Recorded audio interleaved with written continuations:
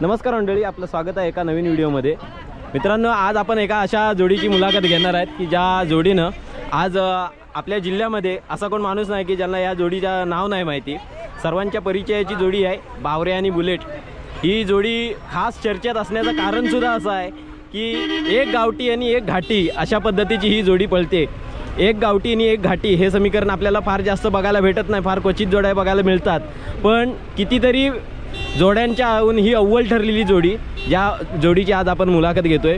आपल्या सोबत आज या दोन्ही बैलांचे मालक आणि त्याचबरोबर या जोडीसोबत असणारे कायम या जोडीसोबत असणारे जॅकी बाबल्यादादा चिले, त्याचबरोबर राजूदादा, त्याचबरोबर जितूदादा अवेरे हे आहेत। आपण त्यांच्याशी थोडं बोलणार आहेत। सर्वांचं स्वागत आहे आपल्या या नवीन व्हिडिओमध्ये।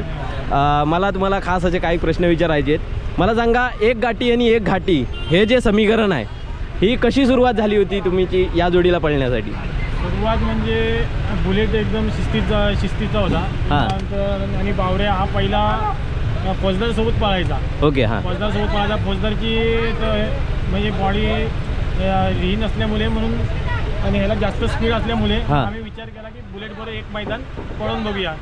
त्यातून गाडी जुळली तर कायम गाडी तीच ठेवायची असा विचार करून आम्ही बैल एकत्र आणली। पहिल्यांदी कधी सुरुवात केली होती ही अशी उतरवलं होतं? माझ्या पायाला लागलं होतं त्यावेळेला आम्ही आकाश दुदम ह्या जॅकीने पहिल्यांदाच गाडी पळवली होती ओमलीमध्ये। ओमलीमध्ये पळवली असतं गाडी जागेवरती परतन झेंडा न क्रॉस करता जागेवरती परतन करून गाडी कमी सेकंदात आली होती। बरोबर, नाहीतर तिथे पण 1 नंबर किंवा 2 नंबरमध्ये गाडी राहिली असती। तिथे सावकार आणि लाडक्याने 1 नंबर केला होता। बरोबर, म्हणजे आज गावठी आणि घाटी हे असून सुद्धा इतर बैलांच्याहून ही अजून जोडी सरस ठरते आपल्या या जिल्ह्यामध्ये। जितू आता मला सांगा, तुमचा हा बुलेट बैल आहे। आज या बुलेट बैलाकडे बघून अगदी कुठच्याही शेतकऱ्याला समाधान वाटतं, कारण त्या बैलाची जी शरीरयष्टी आहे, त्याचा जो शरीरयष्टीचा जो बांधा आहे तो एकदम जबरदस्त। म्हणजे तुम्ही एवढी मेहनत करताय, कसं काय एवढं मेंटेन ठेवलं आहे त्या बैलाला? काय नाही, रेग्युलरच आपलं आधी वगैरे तिथे चालू आहे, मेंटेनन्स चालू असतो, रेग्युलर त्याला पोहणी चालू असते, त्याचं टायर वगैरे त्याला म्हणजे वेळच्या वेळी चालू असतं। बरोबर, बाकी काय त्याचं आहे तेच रेग्युलर चालू असतं। तुमच्या दावणीला हा बुलेट बैल कधी आला?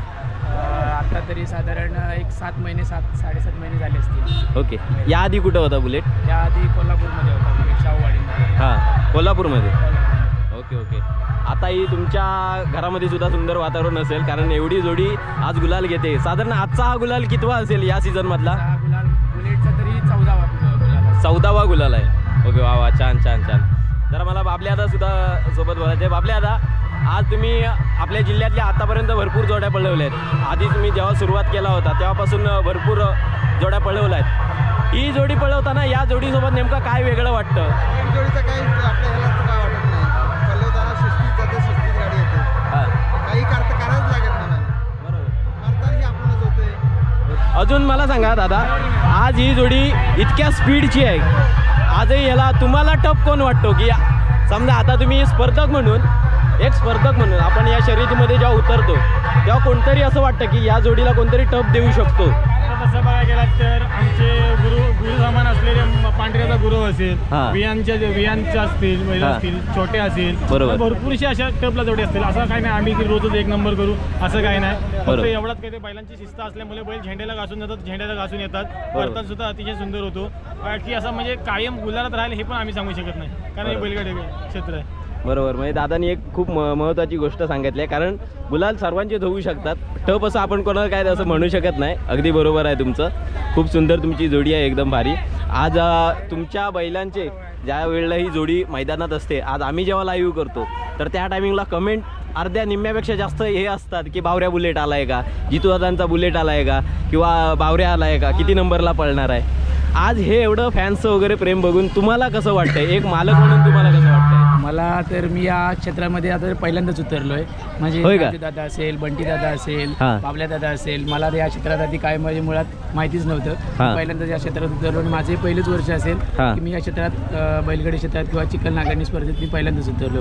आणि आपल्या बैलासाठी किंवा माझ्या बैलासाठी, बुलेटसाठी, बावऱ्यासाठी जे काही लोक कमेंट्स करत असतात किंवा बैलांना बघण्यासाठी येत असतात, पाहून मला तरी एकदम खूप असा आनंद होतो किंवा असं एकदम मोठेपणासारखं वाटतं की काहीतरी आपल्यासाठी आपल्या लोक बघायला येतात, आपल्या बैलांसाठी येतात, खूप आनंद होतो असं बघून। बरोबर, नक्कीच एवढं प्रेम सर्वांकडून मिळतं तर साहजिक चांगलं वाटणार। राजू दादा मला सांगा, तुमच्या दावणीला आता बावऱ्या असेल, अजून कुठकुठचे बैल वगैरे आहेत तुमच्या दावणीला? पहिली एक जोडी म्हणजे सांगायला गेलात तर सागर आणि सोन्या होऊन गेली. कायम ज्या मैदानामध्ये जायत होती तिथे कायम एकच नंबर करत होती. त्या जोडीने दुसरा नंबर केलाच नाही कधी. बरोबर. त्याच्यानंतर मग ती जोडी थांबवली गेली. त्याच्यानंतर मी देवा म्हणून छकड्यासाठी बैल घेतला. बरोबर. देवा आल्यानंतर छकड्याची 1 नंबरची मैदानं भरपूर गेली. बरोबर. जवळजवळ जिथे जाईल तिथे 1-2 नंबरामध्ये छकड्याला कायम असायचा. त्याच्यानंतर मग मी हा बैल आणल्याच्या नंतर ह्याने पण 3ऱ्या का 4थ्या दिवशी पहिला गुलाल केला. त्याच्यानंतर मग देवा आणि बावऱ्या ही कायम जोडी पळायची. बरोबर. आता देवा आता वरती संभाळायला घाटावरती गेल्यामुळे मग मी बुलेट बरोबर पैरा केला, असा विषय झाला. बरं, मला सांगा, आज एवढं तुम्ही चिपळूणवरून इकडे आलात लांजा तालुक्यामध्ये, एवढं कसं काय तुम्हाला हे होतं की परवडतं कसं काय? एवढं परवडतं काय नाही, नाद आहे आणि आनंद आहे. आनंदासाठी येतोय, नाही तर पैशासाठी हा मुलीच खेळ नाही. बरोबर. आणि आम्हाला त्याहून अधिक आम्हाला पाठिंबा असणारे आमचे मित्र बाबल्या चिरे कायम आमच्या सोबत असतात. कायम म्हणजे असा एकही रुपयाचा विचार न करता कायम आमच्यासाठी हिथून चिपळूण असू दे, संगमेश्वर असू दे, लांजा असू दे, कुठेही जोडी घेऊन गेलात तरी कायम आमच्याबरोबर बाईकने ते स्वतः असतात. स्वतः बाईकने, म्हणजे असं पण नाही आमच्याकडून 2 रुपयाचा कधी पेट्रोलला खर्च हा कधीच विषय नसतो. स्वतःचा सर्व खर्च करून कायम आमच्या जोडीसोबत असतात. खरोखर आम्हाला खरोखर त्यांचा अभिमान आहे. बरोबर. म्हणजे दिलदार मनाचा माणूस आहे बाबल्या दादा, नक्कीच. आणि जेवढं तुम्हाला सहकार्य आहे तेवढं आज इतरांना सुद्धा सर्वांना असतं. हे बाबल्या दादाची जी सवय आहे ती सगळ्यांना माहिती आहे. एकदम चांगल्या स्वभावाचे जाकी आहेत ते. त्याचबरोबर त्यांच्याकडे सुद्धा चांगले बैल आहेत. बाबल्या दादा, मला तुमच्या दावणीबद्दल जरा ऐकायचं आहे. तुमचे बैल कसे होते, काय होते, एक जुनी जोडी वगैरे त्याच्याबद्दल सांगायला. माझे का 3 बैल झाले. एक पोप्या, एक सुंदर, सोन्या. आता सोन्याने पोप्या आहे, सुंदर मी दिला. सुंदरने ज्यावेळेला सुंदर आणला तिथपासून मला गुलार लागला. होय, कायम गुलारच होती गाडी. म्हणजे तो एक गुडलक होता तुमचा सुंदर. मित्रांनो, आता आपल्यासोबत आहेत आपण ज्यांना कोकणचा बुलंद आवाज म्हणून ओळखतो असे वैभवदादा पवार आहेत. सर, मला सांगा की आज ही जोडी तुमच्या पट्ट्यातली आहे. तुम्हाला या जोडीचं यश बघून आज तुमच्या काय भावना आहे, तुम्हाला काय काय वाटते? निश्चितच ही जोडी ज्या वेळेला पळायला येते ना त्याच वेळेला मनामध्ये आलेलं असतं की आज गुलाल तर 100% फक्त तो कितवा होणार. बरोबर. जोडीबद्दल बोलायचं झालं तर दोन्ही बैल अफलातूनच, वादच नाही. डाव्या बाजूचा बुलेट जितू दादाचा अप्रतिमच पळतो आणि त्या बैलाची खासियत मध्ये बाहेरून पळणारा हा बावऱ्या, त्याचा वेग जोरात आहे. पण हा कितीही बाहेर गेला तरी बुलेट त्याला झेंड्याच्या जवळच धरून ठेवतो. आणि शेवटच्या परतानावर जो काही बुलेट परतान करतो ना झेंड्याला घासून, अप्रतिम. त्याबद्दल बुलेटचं कौतुक करावं तितकं थोडं आहे. आणि हे तर काय वारच आहे, त्याला नाद नाही करायचा कोणी. कितीही कुठलाही बैल असू दे त्याच्याबरोबर वारा सुद्धा कमी पडेल असं मी म्हणेन. शब्दच नाही माझ्याकडे, एवढ्या सुसाट धावणारा हा बावऱ्या आहे. आणि ड्रायव्हर त्याच्या पाठीमागे, अर्थात मी नेहमी सांगतो खेळ नुसता बैलांचा नाही, त्याच्या पाठीमागनं ज्याच्या पायामध्ये रग आहे, ज्याच्या अंगात धमक आहे आणि ज्याच्या मनगटात ताकद आहे तोच पाठून पळू शकतो. आणि तो आमचा राजूदादा लाड जो याच्या पाठनं पळतो, म्हणूनच ही जोडी कायम गुलालात राहते. बरं. सर, मला एक सांगा, आजपर्यंत आपण घाटी गावठी पण हे समीकरण घाटी आणि गावठी आहे. फार अशा कमी जोड्या आपल्याला बघायला मिळतात की घाटी आणि गावठी अशा पद्धतीचं. पण ही जी आहे याच्याबद्दल थोडं सांगा की हे कसं जमू शकतं किंवा काय. शेवटी 2 मालकांचं मत जुळलं आणि मेन राजू ह्या क्षेत्रातला खूप दर्दी माणूस आहे, अगदी तज्ञ माणूस आहे. अनेक वर्ष तो या क्षेत्रामध्ये आहे. त्याच्या लक्षात आलं सुरुवातीला याच्याबरोबर दुसरा बैल पळायचा पवन म्हणून. पण ज्या वेळेला राजूच्या लक्षात आलं की आपल्या बावऱ्याला आता गावठी बैल कुठली पुरत नाहीयेत, त्यामुळे त्याला गावठीत न पळवता आपण घाटीत पळवूया. एक दिवशी त्यांनी सहज पहिला पहिरा हा त्यांनी सहज केला या बुलेट बरोबर. आणि त्या पहिल्या पहिऱ्यात ज्या वेळेला त्यांना सक्सेस मिळाला त्यानंतर मग या दोघांचं सूत चांगल्या प्रकारे जमलं. आणि मी म्हटलं तसं बुलेट बैलाला सोडित नाही बाहेर अजिबात, तो आतमध्ये झेंडा धरून जातो आणि हा वाऱ्याच्या वेगानं बाहेर नेतो. त्यामुळे प्रत्येक मैदानात गुलाल हा फिक्स आहे. बरोबर. ठीक आहे सर, आता जास्त वेळ घेत नाही, तुम्हाला पण लांब जायचं आहे. त्याबद्दल तुम्हाला सुद्धा खूप खूप शुभेच्छा. आज आम्हाला सुद्धा, आमच्या प्रेक्षकांना सुद्धा तुमचा आवाज आवडतो जास्त करून. आज आम्ही व्हिडिओ टाकतो पण ती व्हिडिओ का चालते, व्हिडिओ जास्त व्हायरल का होते, तर यांच्या आवाजामुळे.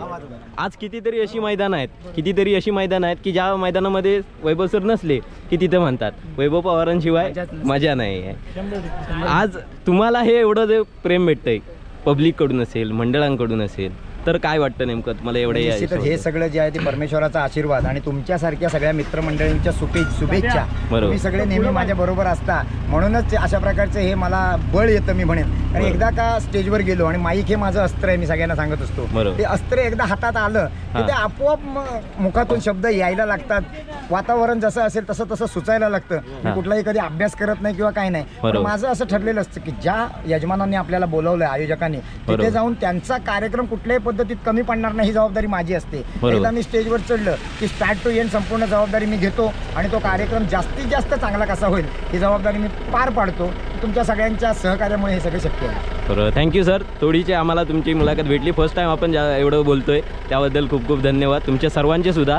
आज आमच्या चॅनलसाठी तुम्ही एवढं वेळ दिलात त्याबद्दल मी स्वतः आमच्या अस्सल संगमेश्वरी या परिवाराकडून तुम्हाला खूप खूप धन्यवाद देतो आणि पुढच्या प्रवासासाठी शुभेच्छा देतो. धन्यवाद.